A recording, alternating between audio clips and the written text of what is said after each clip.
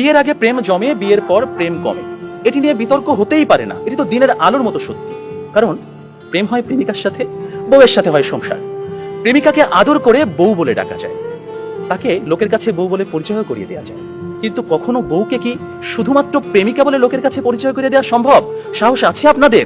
সর্বনাশ হয়ে যাবে, ভাত বন্ধ হয়ে যাবে। সুতরাং বিয়ে নামক একটি ঘটনার পর প্রেমিকাই থাকে না। যেখানে প্রেমিকাই থাকে না, সেখানে প্রেম জমবে কিভাবে? সেখানে প্রেম কমবে, প্রেম হারিয়ে যাবে।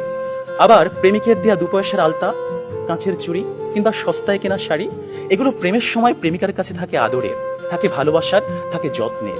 কিন্তু বিয়ের পর বউয়ের কাছে এগুলো হয়ে যায় চোখের বিষ। একজন সত্যিকারের প্রেমিকের প্রেমের উপন্যাসে বিয়েই কখনো শেষ পৃষ্ঠা হয় না।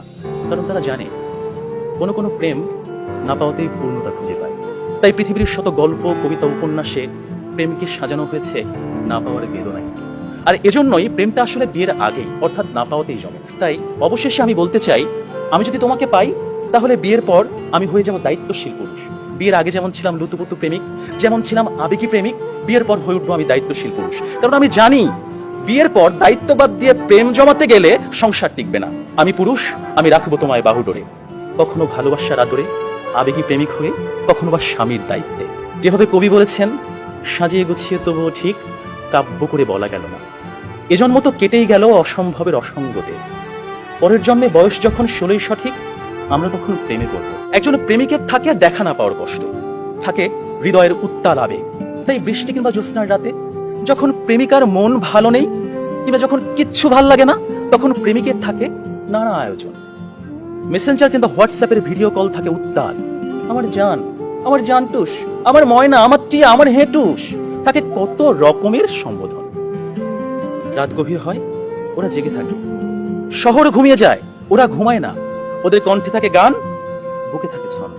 কমলাবরণ মুক্তি তোমার, চাঁদের মতন হাসি, সত্যি করে বলছি আমি তোমায় ভালোবাসি। পান্তা ভাতে কাঁচামরিচ, গরম ভাতে ঘি, তোমার সাথে প্রেম করিতে আমার লজ্জা কি। অথচ বিয়ের পর হাজারো হিসেবের ভিড়ে পদ্য, কবিতা, ছন্দ সব যায় উড়ে। আপনারাই বলুন, এইভাবে কি কখনো প্রেম জমে? বিয়ে নামক একটা ঠুনকো শব্দ কখনোই কিন্তু প্রেমের বিশালতায় বাধা হতে পারে না। বরং প্রেম হচ্ছে সেই অস্তিত্ব যেখানে প্রেমিক মন জানে জন্ম জন্মান্তরে তুমি আমার। তোমার সাথে আমার বিয়ে হোক আর না হোক, তুমি আমারই ছিলে, আমারই থাকবে। হুমায়ুন আহমেদ বলেছেন, যে প্রেম যত গোপন, সেই প্রেম তত গভীর। কোনো এক বসন্তের বিকেলে সবাইকে ফাঁকি দিয়ে দুজনে 2 টাকার বাদাম, 1 ঠোঙ্গা ঝালমুড়ি কিংবা কোনো একটা নির্জন কফি শপে 2 কাপ কফি, বুকে দুরু দুরু ভয়, কফির ধোঁয়ায় ধোঁয়ায় প্রেম জমে ঘি।